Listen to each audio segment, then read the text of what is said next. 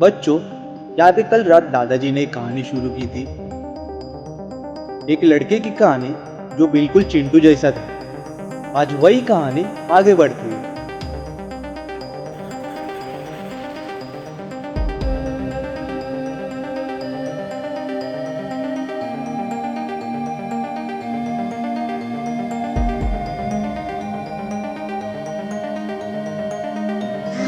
Episode 2, बोलने वाली चिड़िया।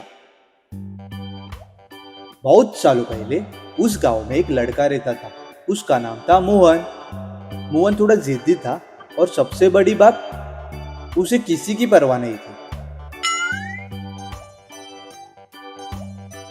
एक दिन तेज गर्मी थी, सूरज बिल्कुल सर के ऊपर, सब लोग अपने घरों में थे। तभी मोहन ने देखा एक छोटी सी चिड़िया जमीन पर बैठी थी, प्यास से बेहाल। वो बार बार उड़ने की कोशिश करती पर फिर गिर जाती।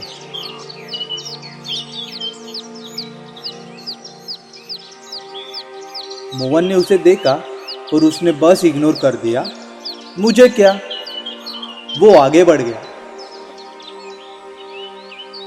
रात हो गई। मोहन अपने कमरे में सो रहा था। तभी उसे एक आवाज सुनाई दी, मोहन मोहन। मोहन डर गया। कौन है?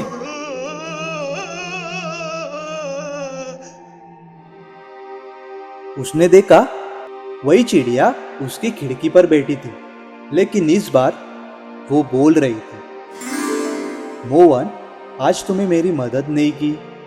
मोहन हैरान, तुम बोल कैसे रही हो? चिड़िया हल्की सी मुस्कुराई, मैं आम चिड़िया नहीं हूं। मैं सिर्फ उन्हें दिखाई देती हूँ जो किसी की मदद कर सकते हैं पर करते नहीं। मोहन चुप हो गया। उसे याद आया वो चिड़िया प्यासी थी। चिड़िया ने कहा, अभी भी वक्त है। कल सुबह अगर तुमने किसी की मदद की तो शायद सब ठीक हो सकता है। सुबह हुई, मोहन बाहर निकला। उसने देखा वही चिड़िया फिर जमीन पर थी। इस बार मोहन भाग कर गया। घर से एक छोटा सा बर्तन लाया, उसमें पानी भरा। धीरे से चिड़िया के पास रखा।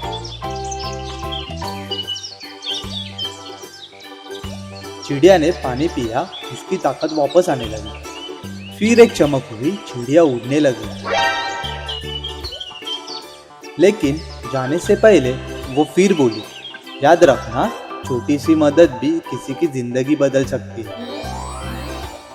दादाजी चुप हो गए। रात और गहरी हो चुकी थी। दादाजी, क्या सच में ऐसी चिड़िया होती है? दादाजी मुस्कुराए। क्या पता, कभी कभी कहानियां सच भी होती है। अगली सुबह चिंटू बाहर आंगन में आया। उसने देखा एक छोटा सा कौवा पानी के पास बैठा था। चिंटू रुक गया। इस बार क्या चिंटू भी मोहन जैसा करेगा या फिर कुछ अलग? बच्चों, जिंदगी हमें रोज छोटे छोटे मौके देती है। फर्क बस इतना होता है कि हम उन्हें देखते हैं या इग्नोर कर देते हैं। कल पता चलेगा चिंटू क्या करता है। To be continued. तो दोस्तों, मिलते हैं अगली कहानी में नए मजा, नए सिख और नए छोटे हीरोज के साथ।